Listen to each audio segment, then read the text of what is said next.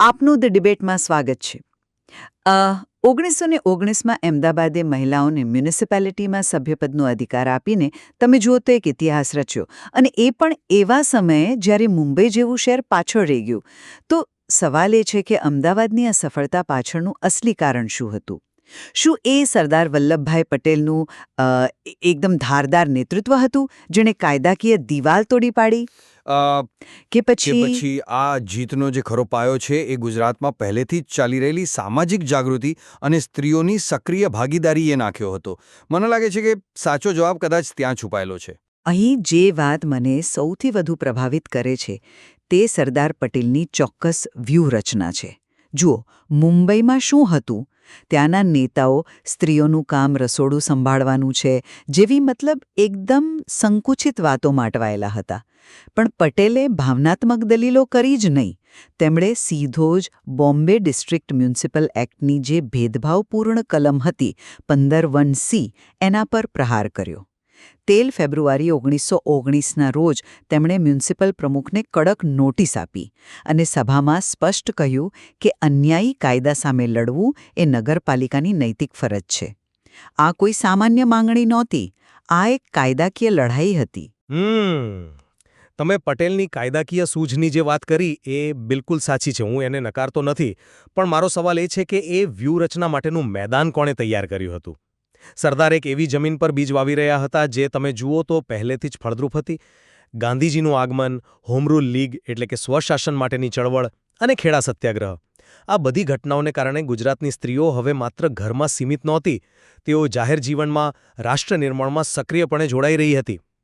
આ જાગૃતિ વિના શું તમને લાગે છે કે પટેલના પ્રસ્તાવને આટલો બહોળો સ્વીકાર મળ્યો હોત? પણ જો સામાજિક જાગૃતિ જ બધું હોત તો પછી 1918માં મુંબઈમાં શું થયું? એ તો ભારતનું સૌથી સુધરેલું શહેર ગણાતું હતું. ત્યાં તો વિઠ્ઠલભાઈ પટેલ જેવા નેતાઓએ પણ સમર્થન આપ્યું. છતાં ત્યાંના સભ્યો સ્ત્રીઓ ગૃહકાર્ય અને બાળઉછેર માટે જ બની છે એવી દલીલોમાંથી બહાર જ ના આવી શક્યા. આ શું બતાવે છે? એ જ કે જ્યાં સુધી કોઈ પટેલ જેવું મજબૂત નેતૃત્વ કાયદાકીય અવરોધને સીધું નિશાન ન બનાવે ત્યાં સુધી માત્ર સામાજિક વાતાવરણથી પરિવર્તન નથી આવતું. અમદાવાદની જીત એ નેતૃત્વની જીત હતી. ઇન્દુલાલ યાજ્ઞિક જેવા પત્રકારો હતા. નવજીવન અને સત્ય જેવા સામયિકોમાં સતત લેખો લખીને લોકમત તૈયાર કરી રહ્યા હતા. તેમણે એક તર્ક આપ્યો કે બધી સ્ત્રીઓ નહીં, પણ જે કેળવાયેલી અને લાયક વિદ્વાન સ્ત્રીઓ છે તે જ પ્રતિનિધિત્વ કરવા માંગે છે. આ એક પ્રકારનું બૌદ્ધિક સમર્થન હતું જેણે સરદારના કાર્ય માટે મજબૂત પાયો પૂરો પાડ્યો. તો શું તમે એમ કહેવા માંગો છો કે જો સરદાર પટેલ મુંબઈમાં હોત અને ત્યાંના નેતાઓ અમદાવાદમાં તો પરિણામ ઉલટું હોત? બિલકુલ. કારણ કે નેતૃત્વનું કામ જ સ્થાપિત થયેલી ખોટી માન્યતાઓને તોડવાનું છે. અને પેલો પાયો, એ પાયાનો નક્કર પરિણામ તો સરદારના ઠરાવ પછી જ આવ્યો, ખરું ને? તેમણે જ મ્યુનિસિપાલિટીને સરકાર પર દબાણ લાવવા માટે મજબૂર કરી, જેના કારણે છેક 1923માં કાયદામાં સુધારો થયો અને 1926થી સ્ત્રીઓ માટે અનામત બેઠકો પણ અમલમાં આવી. આ એક સીધો કાર્યકારણ સંબંધ છે.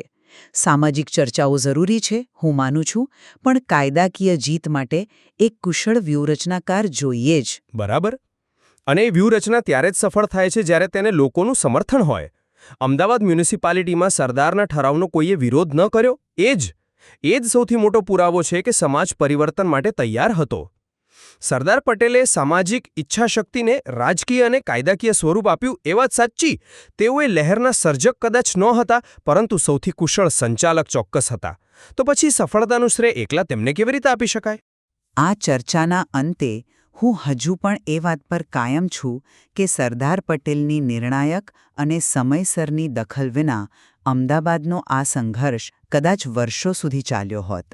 તેમનું કાયદાકીય નેતૃત્વ જ એ નિર્ણાયક પરિબળ હતું જેણે આ પરિવર્તનને શક્ય બનાવ્યું. અને હું માનું છું કે ગુજરાતની સ્ત્રીઓએ રાષ્ટ્રીય ચળવળમાં ભાગ લઈને જે સામાજિક ઊર્જા પેદા કરી હતી તે જ આ સફળતાનો ખરો પાયો હતો.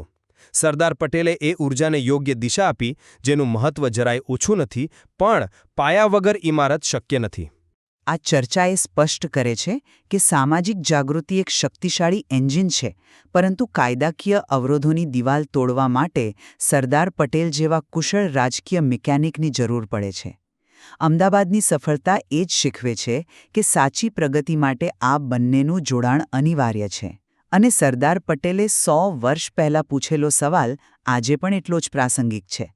સમાજની અડધી વસ્તીને ભેદભાવવાળા કાયદાને કારણે તેમના હકથી વંચિત કેમ રાખી શકાય?